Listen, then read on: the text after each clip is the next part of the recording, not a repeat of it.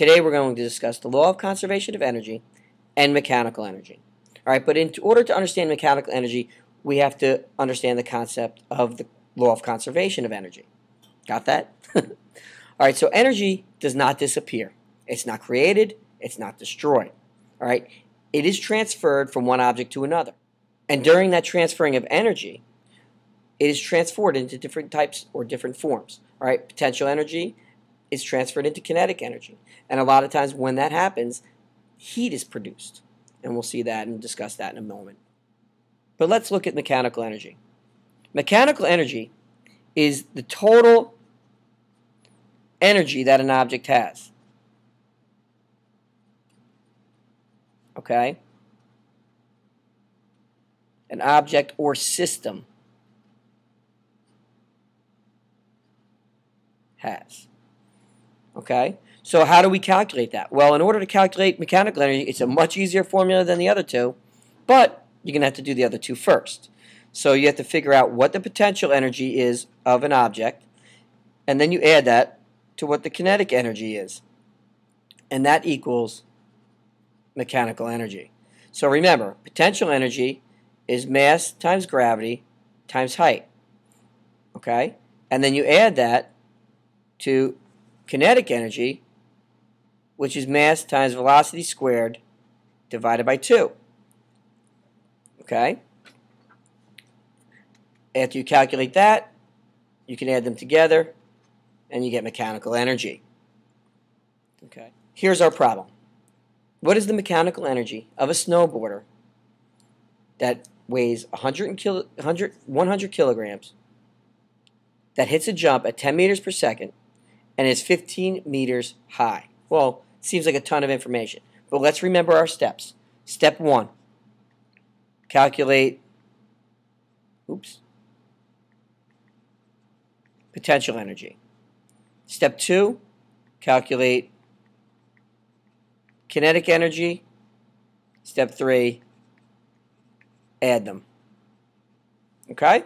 So how do we calculate potential energy? Well, we do mass times gravity times height. And kinetic energy is mass times volume times velocity squared divided by 2. So let's figure it out. Okay? The mass of this snowboarder is, the mass is 100 kilograms times gravity, okay, which is 9.8 meters per second squared, times his height, okay, which is 15 meters, okay. And when we calculate that out, we do 100 times 9.8 times 15, we find out that this snowboarder's gravitational potential energy, or potential energy, is 14,700 joules. Okay, now, we have to calculate the kinetic energy. All right? And we find that the mass of the snowboarder is 100 kilograms. And the velocity is 10 meters per second.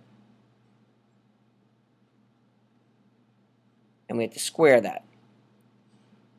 And we divide it by 2. All right, so when we do the math, we have 100 kilograms times 10 meters per second squared. Find 10 times 10 is 100 meters per second.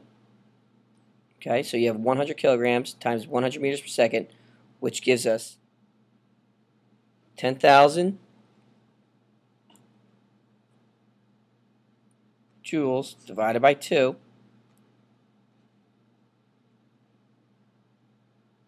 gives us a total of 5,000 joules of kinetic energy. So then we add the two together. So 14,700 plus 5,000 joules gives us a mechanical energy of the system of 19,700 joules. Okay? So it's a little bit more complicated, and to calculate it out, it takes a few steps, but you have to take your time and do it. Now, Back to the law of conservation of energy. Energy of a system does not disappear, and we can demonstrate this two ways. The first way I'm going to talk about is using the energy of a pendulum. Okay, and I'm just going to draw a pendulum as it swings through 5 different positions. Okay?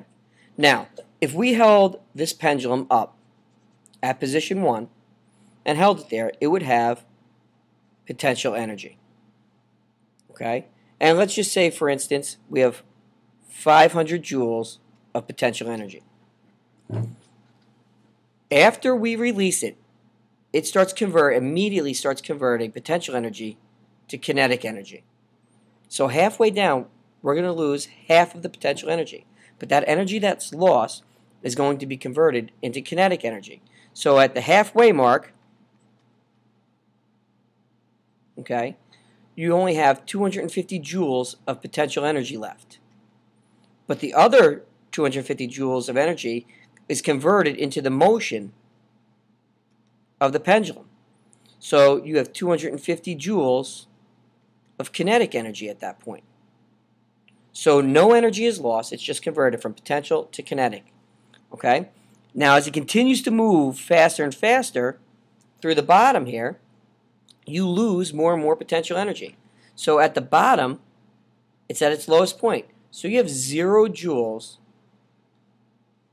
of potential energy and 500 joules of kinetic energy. But then it starts to go back up again. Okay, so it's gaining height, so it's gaining more potential energy. And halfway up, it's going to have 250 joules of potential energy and 250 joules of kinetic energy. Because as this pendulum swings up, it starts to slow down, so it's not going as fast. Remember, the faster you move, the more kinetic energy you have. And the slower you move, the less kinetic energy you have. So as it continues to go up, okay, and slows to a stop, as the pendulum swings to one side, it stops, you have 0 joules of kinetic energy and 500 joules of potential energy once again. Okay? And as it swings back, you're going to go through all the same numbers of potential energy and kinetic energy on the way back. Okay? That's one way to show the law of conservation of energy in a pendulum. Okay? There's also, all right, you're riding a bike, okay, and the hill, you have equal heights on either side of this hill or this valley, okay? And here comes my rendition of a bicycle and you riding it, okay?